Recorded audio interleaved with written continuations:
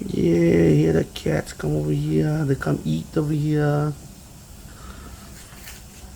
They found one place where they can eat steady 4 o'clock in the afternoon every day. These cats. But they're okay, they don't bother. So we are making sure no more rats and all the other bugs, always catching cockroaches. But yeah, they don't have hotel time because every day at about 4 5 o'clock coming around for eat, which is fine. Yeah, look at these cats. I tell you, they're so funny.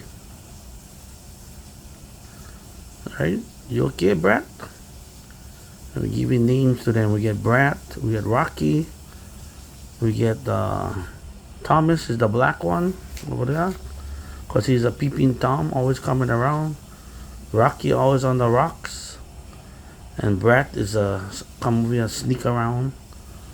And now we get Mama Rocky over there. They're all, I don't know, they're inviting the neighborhood or something. Glenda and I just, we just started to feed them. And they come around once a day. Okay.